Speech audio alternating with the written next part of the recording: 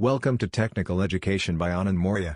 Hello friends, welcome to my YouTube channel. मैं आनंद मौर्य आप सभी का आपके अपने यूट्यूब चैनल पर स्वागत करता हूं। आज का हमारा टॉपिक एनर्जी कंजर्वेशन के थर्ड यूनिट में अंडरस्टैंडिंग इलेक्ट्रिसिटी बिल के बारे में है। एक्चुअली इलेक्ट्रिसिटी का बिल एक कॉमन चीज है जो कि हम सभी के घरों में लाइट को कंज्यूम करने के बाद इलेक्ट्रिसिटी डिपार्टमेंट के द्वारा भेजा जाता है। इसमें बहुत सारे पॉइंट होते हैं जो कि काफी ज्यादा कंफ्यूजिंग होते हैं। उन सारे पॉइंट को समझना कॉमन लोगों के लिए कठिन हो जाता है। तो आज हम बिजली के बिल में जो पॉइंट मेंशन होते हैं उनके बारे में डिटेल से समझेंगे। इन सारे पॉइंट को डिटेल में समझने के लिए आप सभी वीडियो के लास्ट तक बने रहें। साथ ही अगर आप हमारे यूट्यूब चैनल पर पहली बार जुड़े हैं तो सब्सक्राइब करें, जिससे इम्पोर्टेंट वीडियोस के नोटिफिकेशन आप सभी तक पहुंच सके। तो हम आपको बता दें, जो बिजली बिल का स्ट्रक्चर डिजाइन किया जाता है वह कई पैरामीटर को ध्यान में देते हुए डिजाइन किया जाता है,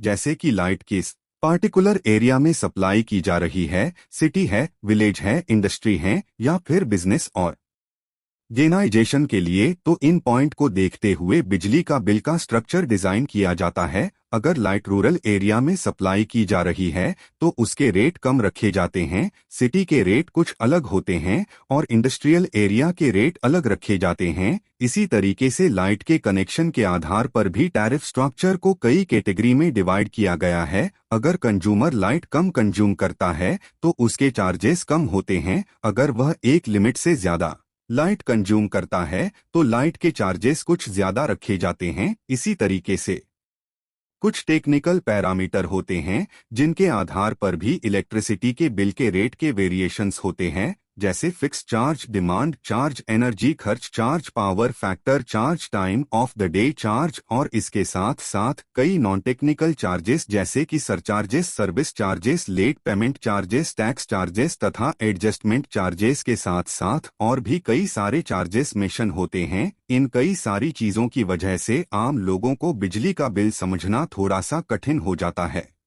हम आपको बता दें, यह सारे पॉइंट काफी इंपॉर्टेंट होते हैं जिनके द्वारा हम इलेक्ट्रिसिटी को रेगुलेट करते हैं, जिससे लोगों की कैटेगरी के हिसाब से उनसे रेट लिए जाएं। उसके साथ ही लाइट के डिमांड तथा एनर्जी के एफिशिएंट पैरामीटर को ध्यान रखते हुए कई सारे पॉइंट इस टैरिफ स्ट्रक्चर में मेंशन होते हैं जो कि इलेक्ट्रिसिटी को रेगुलेट करने में हेल्प करते हैं, जिससे बेहतर तरीके से उचित लोगों से उचित रेट लिए जाएं। तो आज हम डिटेल से इन पॉइंट्स को समझते हैं। एक्चुअली बिजली का बिल उपयोगिता कंपनी द्वारा प्रदान किया गया एक दस्तावेज है जो विद्युत ऊर्जा की खपत से जुड़े शुल्क और शुल्क की रूपरेखा तैयार करता है।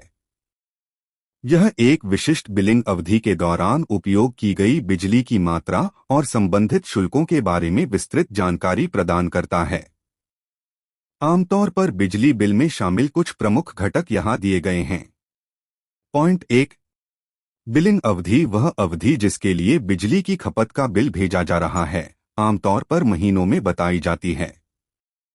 पॉइंट 2, मीटर रीडिंग बिजली की खपत का दर्ज माप, आमतौर पर किलोवाट घंटे kWh में। यह वर्तमान मीटर रीडिंग और पिछले रीडिंग के बीच के अंतर को दर्शाता है। पॉइंट 3, टैरिफ दरें बिजली के उपयोग के विभिन्न घटकों के लिए ली जाने वाली दरें। ग्राहक के प्रकार, आवासीय, वाणिज्यिक, औद्योगिक उपयोग का समय और खपत की गई बिजली की कुल मात्रा जैसे कारकों के आधार पर शुल्क भिन्न हो सकते हैं। पॉइंट 4, ऊर्जा शुल्क टैरिफ दरों और बिलिंग अवधि के दौरान खपत किए गए किलोवाट घंटे की कुल संख्या के आधार पर बिजली की खपत की लागत। पॉइंट 5, मांग शुल्क कुछ वाणिज्यिक और औद्योगिक ग्राहकों के लिए एक विशिष्ट अवधि के दौरान रिकॉर्ड की गई बिजली की मांग के उच्चतम स्तर के आधार पर मांग शुल्क लगाया जा सकता है। यह अत्यधिक बिजली की मांग को पूरा करने के लिए आधारभूत संरचना प्रदान करने की लागत को दर्शाता है। पॉइंट 6, सेवा शुल्क उपयोगिता कंपनी द्वारा मीटर रखरखाव, कनेक्शन शुल्क और प्रशासनिक लागत जैसी सेवाओं के लिए अतिरिक्त शुल्क लिया जाता है।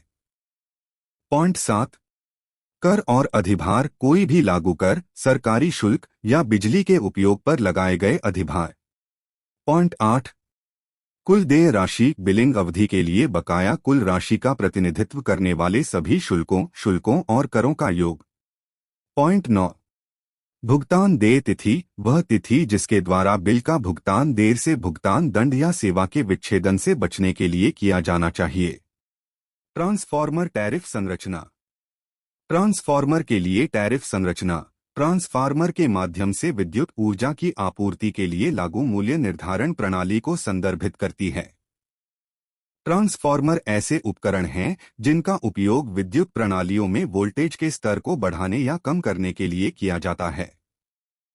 जबकि विशिष्ट टैरिफ संरचना देश, उपयोगिता कंपनी और ग्राहक प्रकार के आधार पर भिन्न हो सकती है। यहाँ कुछ सामान्य पहलू हैं। पॉइंट 1। फिक्स चार्ज ट्रांसफार्मर क्षमता की उपलब्धता के लिए एक निश्चित राशि या कुल कनेक्टेड लोड का 1% एक निश्चित शुल्क के रूप में चार्ज किया जाता है। पॉइंट 2। डिमांड चार्ज बिजली के बिल में डिमांड चार्ज के समान एक विशिष्ट अवधि के दौरान ग्राहकों द्वारा बिजली की अधिकतम मांग के आधार पर ट्रांसफार्मर के लिए डिमांड चार्ज लगाया जाता है। इन शुल्कों को चरम मांगों को पूरा करने के लिए आवश्यक बुनियादी ढांचे की लागत वसूलने के लिए डिजाइन किया गया है।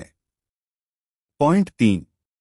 ऊर्जा शुल्क ग्राहक द्वारा खपत की गई वास्तविक बिजली पर आधारित होते हैं और आमतौर पर एक इकाई दर जैसे प्रति किलोवाट घंटा का उपयोग करके गणना की जाती है। पॉइंट 4। पावर फैक्टर शुल्क कुछ उपयोगिताएं खराब पावर फैक्टर वाले ग्राहकों के लिए पावर फैक्टर शुल्क लागू कर सकती हैं।